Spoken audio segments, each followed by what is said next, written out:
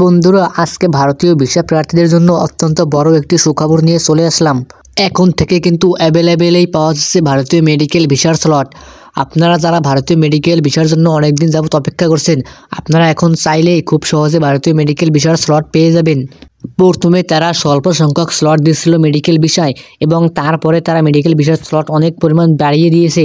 আর এখন কিন্তু অ্যাভেলেবেলেই তারা মেডিকেল ভিসা দিয়ে দিচ্ছেন। তো আপনারা যারা মেডিকেল ভিসা আবেদন করবেন, আপনারা অবশ্যই সন্ধ্যা 6টার দিকে আবেদন করবেন। তবে আপনারা 6টার 10 থেকে 15 মিনিট আগে থেকে আবেদন প্রক্রিয়া শুরু করবেন।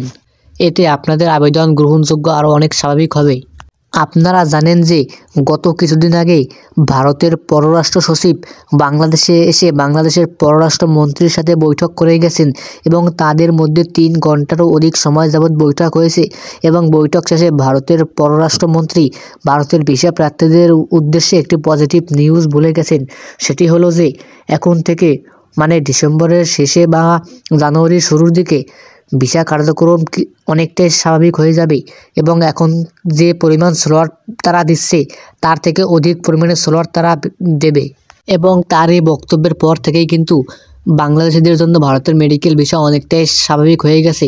আগে আপনারা অনেক সংখ্যক স্লট দিলেও অনেক মানুষ স্লট পেত না, কিন্তু এখন আপনারা চাইলেই অ্যাভেলেবেল মেডিকেল ভিসা পাবেন।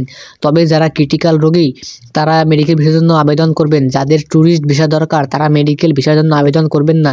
এতে যারা মেডিকেল ভিসার পেশেন্ট আছে তাদের অনেক বড় ধরনের ক্ষতি হয়ে যাবে। এবং যারা ভারতের ট্যুরিস্ট ভিসার জন্য অপেক্ষা করছেন, আপনারা এখনই ট্যুরিস্ট ভিসা পাবেন না, আপনাদের আরও কিছুদিন যাবত অপেক্ষা করতে হবে। এসে হয়তোবা ডিসেম্বরের শেষে জানুয়ারির প্রথম সপ্তাহের দিকে ট্যুরিস্ট ভিসায় তারা কিছু সংখ্যক স্লট দেবে। তো বন্ধুরা, আমি ট্যুরিস্ট ভিসা সম্পর্কে যখনই কোনো তথ্য পাবো তা আপনাদের মধ্যে শেয়ার করে দেব।